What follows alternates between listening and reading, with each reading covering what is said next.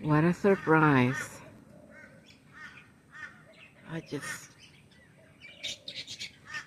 I am amazed at this.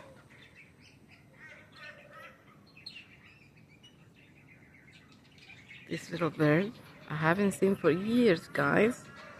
Ever since some of the forest was lost in Daisy Hill Conservation Park, I did not see this bird anymore. And it's returning, guys. It's returning. It's returned to Daisy Hill. It's got the red around the eyes, and it's a bright green bird like a parrot, but it's actually a honey eater. So it's got a bright green body with